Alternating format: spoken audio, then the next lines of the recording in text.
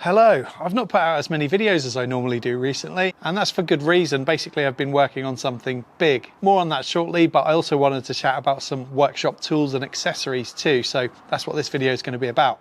First though, I need to talk about Rutlands.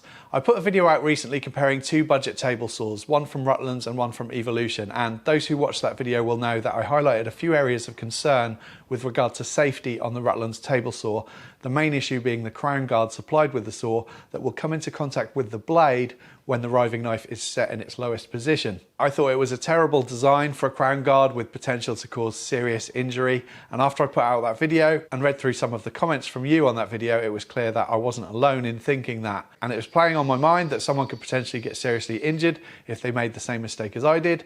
So I felt that if there was anything I could do to help prevent that, I should take action. So I decided to get in contact with Rutlands. Before doing that though, I took a look at the Rutlands table saw on their website, and I noticed something which concerned me even more, which is that all the promotional images and videos showed the table saw with the riving knife set in its lowest position and the crown guard fitted, meaning that if anyone was to set up the saw referencing the images and videos on their website, rather than reading the manual supplied with the saw, they could have serious problems. In addition to my concern around the crown guard, a number of people in the comments section mentioned that they had left negative reviews of products on the Rutlands website that never seemed to be published. So I wrote an email to Rutlands expressing my concerns, and they arranged to have a call with me to talk through things. And just before I go into the detail, I just want to point out that I'm not trying to throw Rutlands under the bus here. Equally, I'm not trying to promote them in any way. I just want to give you the information so that you can make your own minds up. The Rutlands table saw, by the way, is the only experience I have with Rutlands tools. I've never used any of their other tools. So I really don't have much experience dealing with Rutlands, and therefore I don't want to pass judgment either way. So on the crown guard issue, I have some updates as follows. Firstly, the saw is CE certified and it's been through the testing process and complies with all the necessary regulations. Secondly, they confirmed that they have asked the company who do their marketing photos and videos to reshoot everything with the riving knife in its uppermost position, and by the time you're watching this video, those updates should already be made, so that's really good news and good on Rutlands for putting that right. Thirdly, they have added some text to their manual to say that the saw is not to be used with the riving knife in what they referred to on the phone to me as its transit position, i.e. the lower position. They will also be adding that information onto their website. They will also be putting a label on the saw saying that users should read the manual fully before using the saw. And when I was speaking to them, I did mention the point that not everyone reads manuals. I tend to only look at manuals if there's something I can't figure out myself. But anyway, they are confident that they've done what they need to in terms of making it clear to users and complying with regulations. They explained that they have sent out a few replacement crown guards to users, but that as far as they know, there haven't been any accidents as yet, so that's good to hear. Now, this isn't the answer that I wanted to hear. I was hoping they would say that they would be looking to upgrade the crown guard, but still, it's good to hear that they're taking it seriously and making some changes. After talking about the crown guard, I also mentioned the issue with the side-to-side play in the motor and blade housing, and mentioned that I had wondered if it had occurred as a result of the motor having no soft start. So I was wondering if maybe that jolt that happens when the saw is powered on could have resulted in that grub screw coming loose. Apparently, I'm not the first person to have raised this issue. I even found mention of it in one of the online reviews. And Rutlands confirmed that they are looking into that with their product engineers. They also said they're considering their options around potentially adding a soft start motor and also an upgraded metal insert plate. So it's possible that those things might be included in future versions of the saw. And finally, I asked about the allegations of negative customer reviews not being published on the Rutlands website. They confirmed they use a number of online review platforms to gather reviews, like for example Trustpilot and Google, and that they have no control over the reviews that appear on their website. They said that they take their reputation very seriously and wouldn't want to be involved in anything untoward like that. They also added that the reviews on their website are listed in order from good to bad, and it might be the case that those people who have left negative reviews haven't seen their review appear if maybe they assumed that the reviews were listed in recency order from most recent to least. So that's the information I've been given. The phone call with Rutlands ended on a positive note. To be honest, I'm surprised they even had the time to speak to me, considering I wasn't particularly positive when reviewing their table saw. I mentioned on the call that I was looking at their Merca DROS alike sander that they'd released recently, and they said they would look into sending me one. So that to me suggests that they do have some confidence in their products, and so we'll see where that goes. It's been a few months now since I finished my brother's shed stroke summer house type thing, and having now spent some time sitting in there on the sofa in the shade on a very hot day, basically I'm jealous. My mum and dad have a summer house too, and they spend so much time in there on sunny days. I know we don't get too many of them here in the UK, but it's really nice to have that kind of space, and basically I now want to build one for my family. To make the project more interesting though, I thought I'd set myself a challenge, and in the true spirit of this channel, I thought it'd be interesting to see if I could build the entire project using salvaged materials. We've already got a pergola, which I built a few years back, and that's a great place to sit in the mornings, but for the rest of the day it's in direct sunlight. It's also not really a child-friendly space, so baby Brown can't use it yet. And in the rest of the garden there's not really anywhere to escape to when you want some shade. So I got to thinking about where I could build it, and we're very blessed to have such a large garden, and we've got areas like this that are sitting empty, and this would be a nice spot, but as you can see it's in direct sunlight. Or this area at the top of the garden, which would be overlooking the fields, and that would be lovely, but this is a bit too far from the house to be practical really.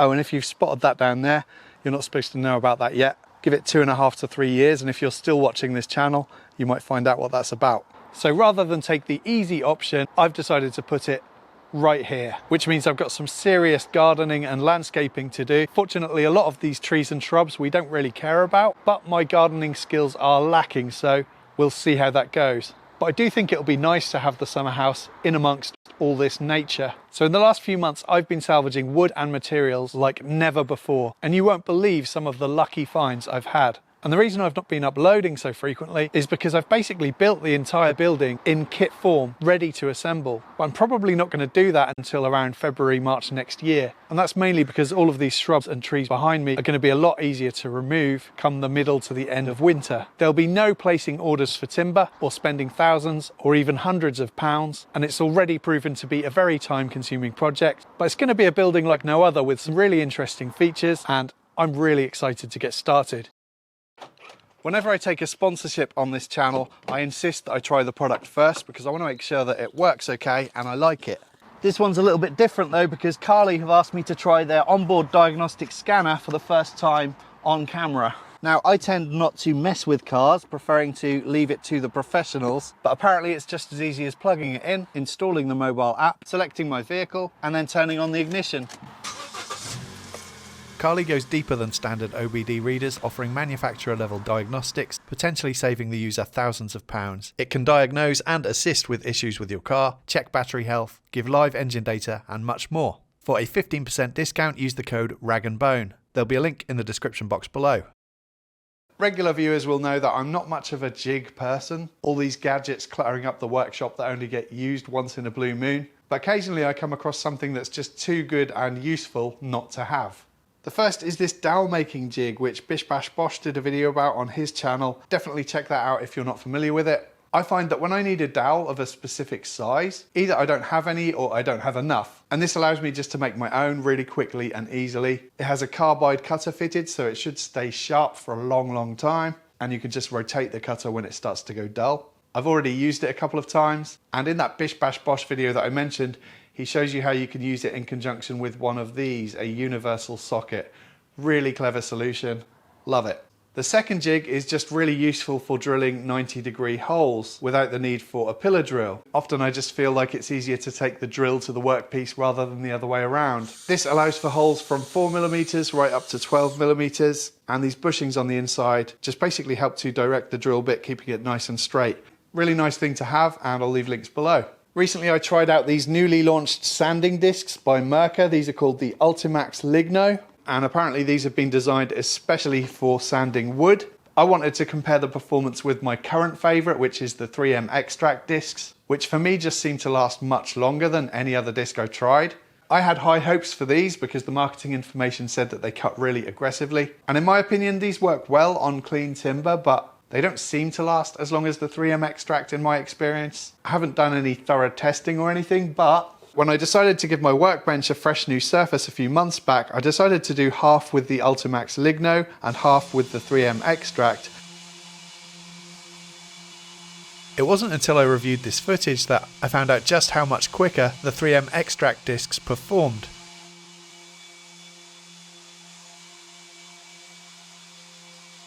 I think this is mainly due to the Ultimax Ligno's tendency to clog. whereas the extract discs remained pretty clean. These ones do seem to be a little bit more durable than the extract, but in my opinion, the extract ones are plenty durable enough for anything that I ever need to do. And comparing the two discs, they work out more or less the same price depending on where you buy them from, so I'm going to be sticking to the 3M, I think. Another great little addition to the workshop has been this thing, which I picked up in my local recycling centre. And if you've got high ceilings like me and you've got stuff stored up high, I can just kick this around to wherever I need it because it's on wheels, and then use it to reach stuff. It's got a rubber seal on the bottom, so it's nice and sturdy, much more convenient than lugging a stepladder around. And because I've never had a stool in the workshop, it's really nice to have a place to perch every so often. I'll leave a link below for this as well. I did a video about this new bandsaw recently, and now I need to figure out how to connect it to dust extraction. It does specifically say in the manual not to use this saw without dust extraction. And on my previous bandsaw, I never hooked it up. So I think I've got two options. Either I buy a dust extractor and then try and find somewhere close by to put it. My main concern with that is finding an extractor that delivers enough airflow. It definitely needs an HVLP extractor rather than a vacuum one, and obviously they are pretty big in size, even the wall-mounted ones. The other option is to run ducting around my workshop from my 2 horsepower extractor to the bandsaw, and that could be a challenge as well because it's quite a long run of ducting, so I'm not sure that would deliver enough airflow either. A third option is to completely overhaul the layout of machines in my workshop. So I'm going to have to sit down and do a few drawings to figure out if I can come up with a layout that would justify all of that work and effort. I've also made a mobile stand for it. This does have a mobile stand built into it, but I wasn't much of a fan of that. I added this aluminium bar just to prevent it from sagging. Having 2 bandsaws in the workshop has been a real luxury. I've had my old one fitted with a small blade for curve cuts, while the Lumberjack has a big blade fitted, but realistically, I can't afford the space to keep 2, so I am going to have to part with this. It also means I'm going to lose my drawer space, and I've got 3 drawers down here full of bolts, screws, nuts and various hardware. Now, because I'm a bit of a drawer addict, I have managed to integrate a drawer in the bottom of the mobile stand that I made. It is quite shallow, but it'll be a great place for storing bandsaw blades. But I realised that the ultimate solution was to get another one of these, and when I saw one online going cheap, I couldn't resist. And this is going to have some damage apparently, but I'm not too bothered about that. So this is the damage right here, but I reckon I can probably bend that back into shape.